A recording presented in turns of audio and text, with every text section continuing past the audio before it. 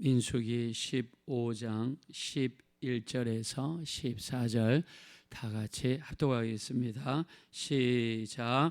숫 송아지나 숫 양이나 어린 숫 양이나 어린 염소에는 그 말이 수마다 이와 같이 행하되 너희가 준비하는 수요를 따라 각기 수요에 맞게 하라. 누구든지 본토 소생이 여호와께 향기로운 화제를 드릴 때에는 이 법대로 할 것이요 너희 중에 거류하는 타국인이나 너희 중에 대대로 있는 자나 누구든지 여호와께 향기로운 화제를 드릴 때에는 너희가 하는 대로 그도 그리할 것이라. 아멘.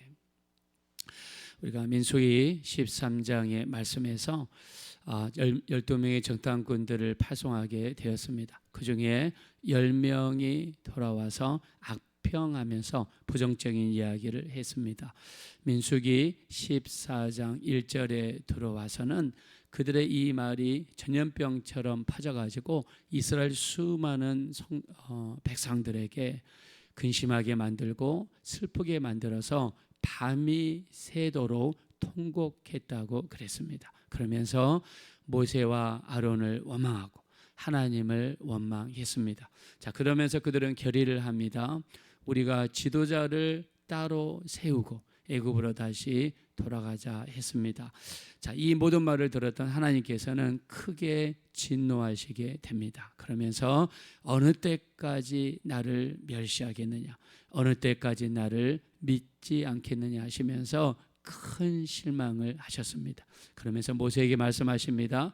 내가 저들을 전염병으로 다 쳐서 그들을 멸하시겠다라고 말씀하실 정도로 하나님은 대노하시죠.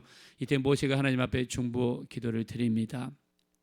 하나님의 명성을 들은 수많은 나라들이 하나님께서 여기서 한결같이 죽이시면 하나님의 명성을 들은 나라들이 하나님께서 능력이 없어서 여기서 다 멸하였다 하리이다 라고 하면서 그리하지 마옵소서 하며 간곡하게 중보기도를 드리게 되죠. 하나님의 명예를 걸고 드렸던 그 기도를 하나님께서 받으셔서 하나님의 뜻을 접으십니다. 그러면서 말씀하시죠. 우리 14장 34절에 보니까 하루를 1년으로 계산해서 너희가 40년 동안 광야에서 머무르게 될 것이다 라고 선포하셨습니다. 자, 40일 정탐하는 기간도 긴 기간이었는데 하나님께서는 불순종하고 불평과 원망하는 이스라엘 백성들에게 하루를 1년으로 계산해서 40년 동안 광야 생활을 하게 될 것이다. 자, 광야 생활은요, 낮에는 끝없이 덥습니다. 밤에는 끝없이 춥습니다. 농사를 지을 수 있는 땅도 없고 화장실도 제대로 없습니다. 그들이 제대로 잠을 잘 수 있는 집도 없습니다. 그야말로 구름 기둥이 떠오르면 떠나야 되고 구름 기둥이 머무르면 정착해야 되고 오늘은 이곳 내일은 저곳 오직 하나님의 인도하심을 따라 살아갈 수밖에 없는 우리가 인간적으로 정말 참으로 힘들고 어려운 그런 환경이 광야 생활입니다. 거기에 40일도 아니고 4년도 아니고 40년 동안 머물러야 된다는 하나님의 말씀을 들은 이스라엘 백성들은 어깨가 처지고 용기가 사라지고 아마 한없이 후회했을 것입니다. 40년 동안 광야 생활은 얼마나 생각만 해도 힘들고 어려운 일이 아닐 수가 없었겠지요. 그래서 40년 동안 거한다는 이야기를 들었을 때 이스라엘 백성들은 참으로 힘든 시간을 보내게 됩니다. 어떻게 해야 될지, 무엇을 해야 될지, 앞으로 가자니 그렇고 뒤로 가자니 그렇고 하나님의 말씀에 불순종했다가는 어떤 사단이 발생할지 모르는 그야말로 총체적인 난국의 상황에서 어떻게 해야 될지 참으로 모르는 상황 속에서 방황할 때 하나님께서 제시하신 방법은 다시 한번 번제, 소제, 화목제, 속죄제, 속건제의 방식을 오늘 민수기 15장 1절부터 31절까지 소개하시면서 그들에게 예배의 회복을 그들에게 제시를 하셨습니다. 방황하고 힘들고 어떻게 해야 될지, 40년 동안 어떻게 살아야 될지, 낮에는 너무 덥고 밤에는 너무나 춥고 무슨 일을 해야 될지, 어디로 가야 될지 막막한 생활입니다. 생각해 보세요. 애굽에서는 힘들고 어려웠지만, 육체적으로는 노역을 하고 힘들고 어려웠지만 집이 있었습니다. 먹을 수 있는 많은 풍족한 음식이 있었습니다. 그래서 그들이 힘들고 어려울 때마다 항상 했던 말이 애굽으로 돌아가자였습니다. 자, 근데 여러분, 집도 없습니다. 화장실도 없습니다. 마땅히 제대로 잠잘 수 있는 곳도 없습니다. 그야말로 땡볕 아래에서 40년 동안 살아야 되는데 여러분, 답답하지 않겠습니까? 당연히 앞이 캄캄하지 않겠습니까? 어깨는 처지고 그들이 막막하지 않겠습니까?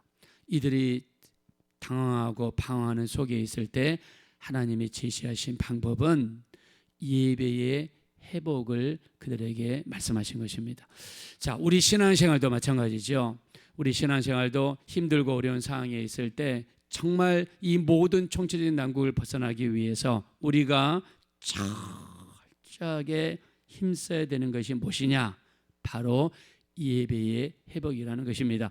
자, 그래서 1절부터 31절까지 하나님께서는 다시 한번 이스라엘 백성들에게 우리가 레위기서를 통해서 다 말씀하셨던 제사의 방법을 다시 한번 이스라엘 백성들에게 소개하면서, 너희가 지금 힘들고 어려운 상황에 있는 너희가 지금 해야 될 일이 무엇인가? 바로 예배를 회복하는 것입니다. 예배를 회복하는 것이에요.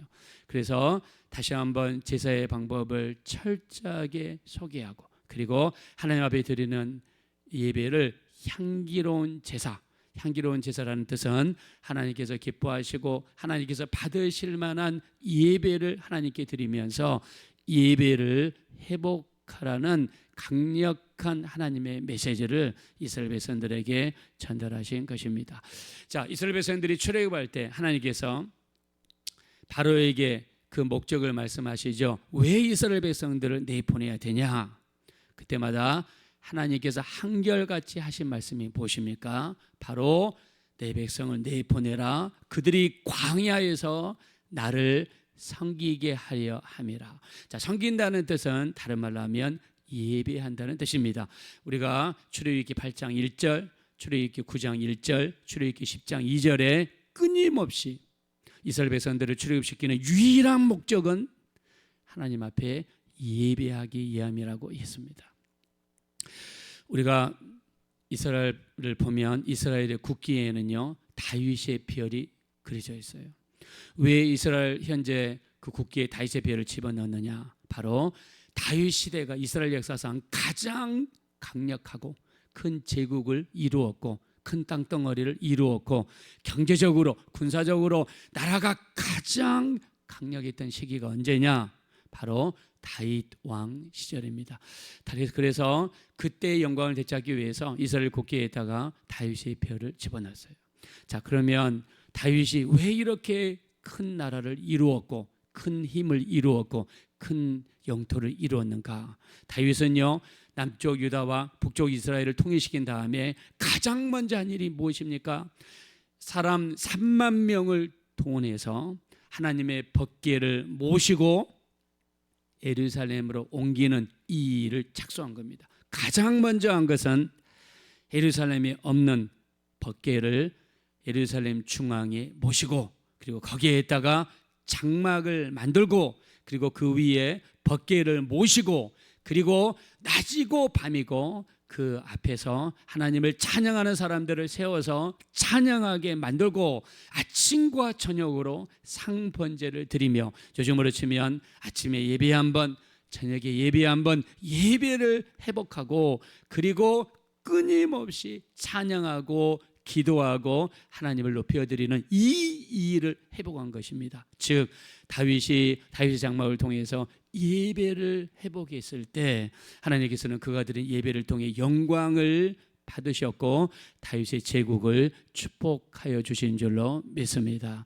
그래서 우리가 힘들고 어려울 때, 우리가 무슨 일을 해야 될지, 어디를 가야 될지 총체적인 난국 상황에 있을 때 가장 먼저 우리가 점검해야 될 우리의 신앙생활은 예배를 점검해 보는 것입니다. 내가 정말 하나님 앞에 온전한 예배자의 모습으로 서고 있는지.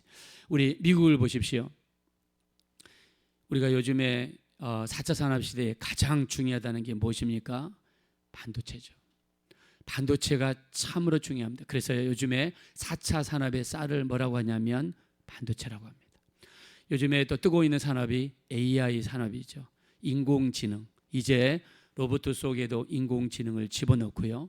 이렇게 컴퓨터 안에도 프로그램을 만들 때 인공지능을 집어넣으면요, 이제 앞으로 여러분이 병원에 갔을 때 어쩌면 여러분이 아픈 증상을요 빠짐없이 다 기록해 가지고 컴퓨터에다가 쳐넣잖아요. 그러면 여러분의 질병을 한 가지에서 5가지로 순서대로 나열을 해주고 가장 가능성이 높은 질병이 1번, 그 다음에 2번, 이렇게 의사보다 정확하게 이 MRI라든가 엑스레이를 판독하는 이 기능을 이제 AI가 할 수 있는 시대가 옵니다. 무서운 시대가 옵니다.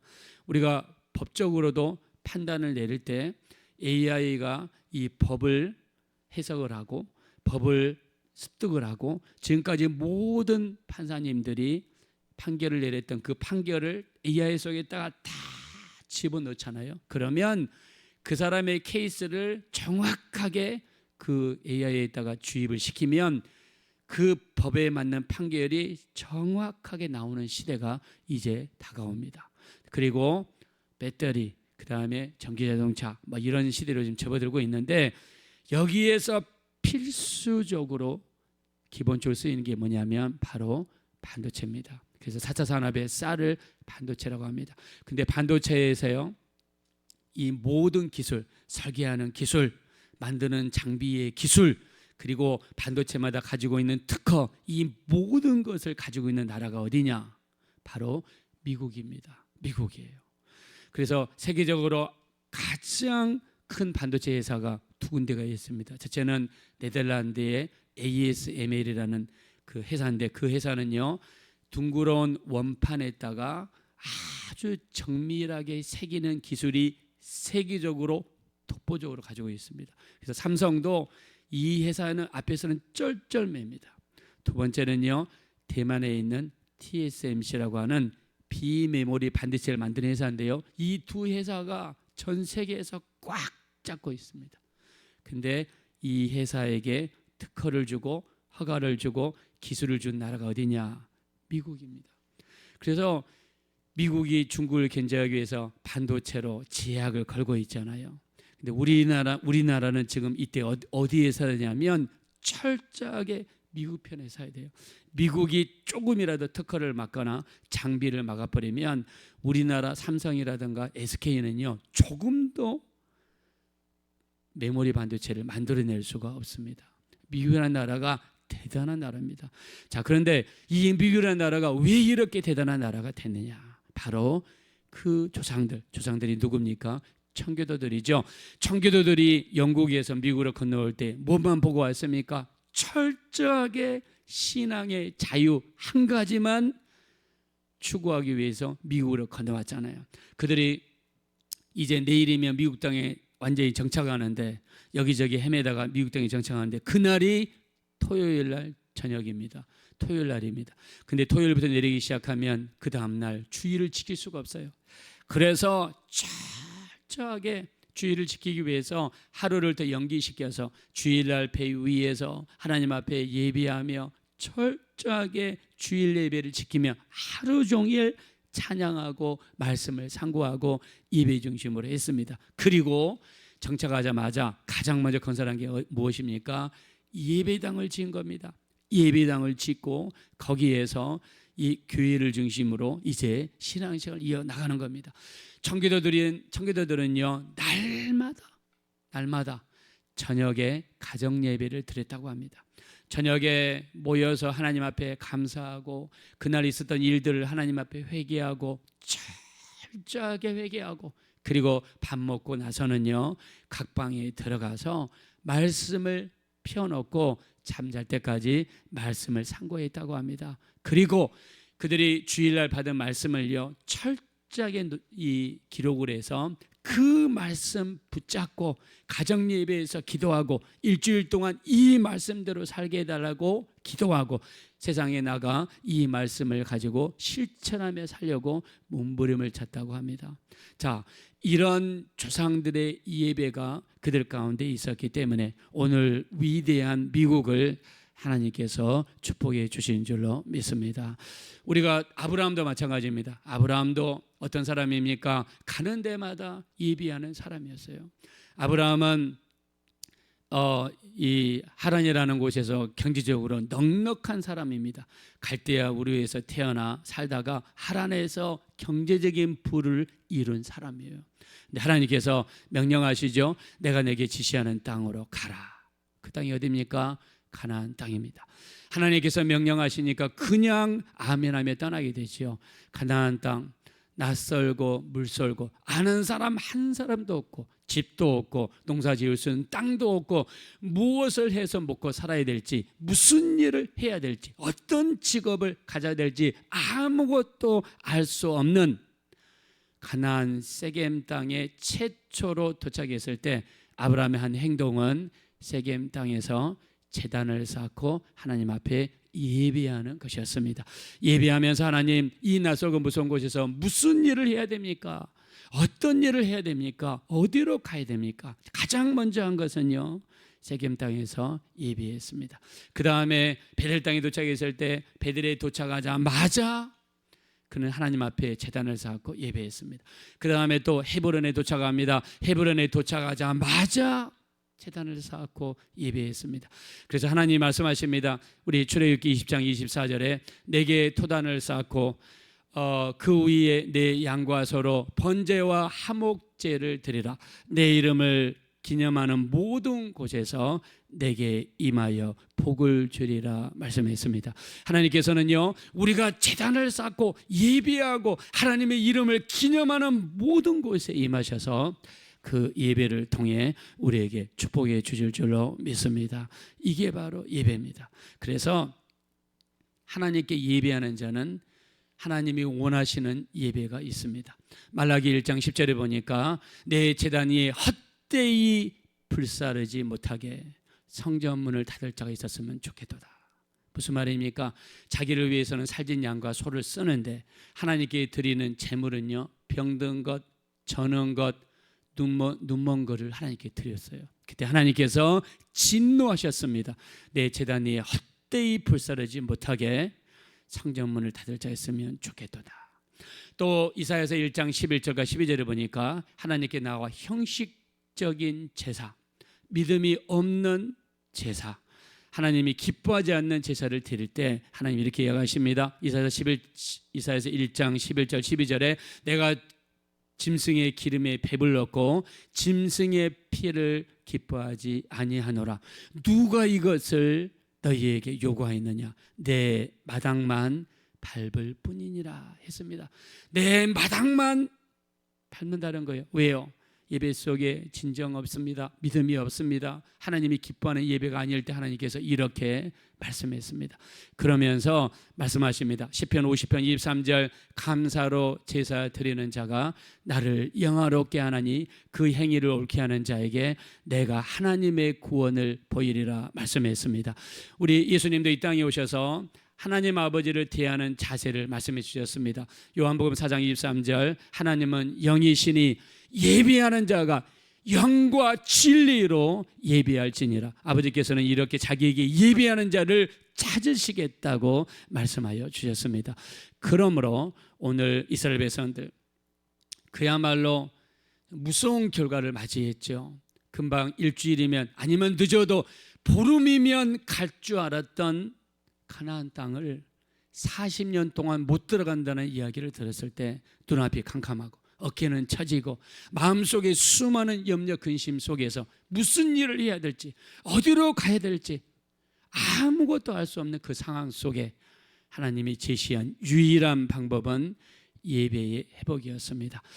이스라엘 백성들이 바벨론 포로로 잡혀왔다가 그들이 수문학 광장에 모여서 그들이 노력했던 것도 예배의 회복이었습니다. 하나님 앞에 나아가 말씀을 펼치고 하나님을 찬양하고 하나님 앞에 기도할 때 하나님께서는 한량없는 은혜를 그들에게 베풀어 주셨습니다. 우리 가정이 살고 우리 자녀들이 살고 우리 교회가 살고 우리나라가 살 수 있는 유일한 방법은 예배를 회복하는 것입니다. 우리 하나님 앞에 나갈 때 정말 온전한 자세가 필요합니다. 우리 사무엘상 2장 17절에 보니까 그 소년들의 죄가 여호와 앞에 심히 금은 여호와의 제사를 멸시하였기 때문이라고 그랬습니다. 하나님 앞에 제사 드리러 오는 성도들의 물질을 하나님 앞에 제사 드리기도 전에 살진 소와 양이 있다면 제사 드리기 전에 옆으로 빼냈던 홈리와 비느하스는요 하나님의 실망을 받아가지고 전쟁터에서 하루아침에 죽어버리고 말았습니다. 우리 레위기 10장 1절에 보니까 나답과 아비후는요 하나님 앞에 금양로에 불을 드리려다가 금양로에서 불이 나와가지고 불에 타서 죽어버리고 말았습니다. 그 이유는 하나님이 명하시지 않는 불을 하나님께 드렸기 때문입니다. 하나님은 예배에 대해서 이렇게 민감하시고 하나님은 예배를 이렇게 귀히 여기시고 온전한 예배자가 되시기를 원하는 것입니다. 우리가 예배하실 때 이제 영과 진리로 가인과 같은 제사가 아니라 아벨과 같이 믿음으로 예배하고 정성으로 예배하고 하나님이 기뻐하는 예배 드리셔서 온전한 예배 회복이 여러분 삶 가운데 이루어지셔서 우리 가정이 살고 자녀가 살고 우리 하는 모든 일이 복을 받을 수 있는 우리 복된 성도님들 되어지시기를 예수님의 이름으로 축원합니다. 이 시간 기도하실 때 오늘 40년 걸릴 거라는 이야기를 들었던 이스라엘 백성들 총체적인 난국이고 마음속에 수많은 염려 근심이 있을 때 하나님이 제시한 것은 예배의 회복이었습니다. 우리도 힘들고 어려울 때 여러 가지 어려운 일이 있을 때 더욱더 하나님 앞에 예배하는 자가 되게 도와주시고 기도하는 자가 되게 도와주시고 하나님과의 교제가 깊어질 수 있는 우리가 되게 도와주십시오. 우리 합심으로 간절히 기도하겠습니다.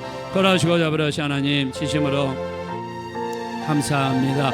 우리는 부족하고 연약해서 때로는 수많은 죄를 짓고 때로는 하나님 앞에 불순종하고 우리의 뜻과 우리 고집대로 하는 경향이 있습니다. 우리 성도님들을 축복하여 주시고 어렵고 힘든 상황에 있을 때 가장 먼저 우리 예배 생활을 돌아보게 도와주시고 온전한 예배 회복이 이루어질 수 있도록 우리 하나님 우리를 축복하여 주십시오. 무너져가는 이스라엘 백성들에게 하나님이 제시하신 것은 온전한 예배 회복이었습니다. 우리도 우리 삶 속에서 온전한 예배 회복이 이루어질 수 있도록 우리를 축복하여 주시고 그리하여 우리 교회가 살게 하시고 우리의 가정이 살게 하시고 우리 자녀들이 살아날 수 있도록 우리 하나님 큰 은혜를 베풀어 주시옵소서.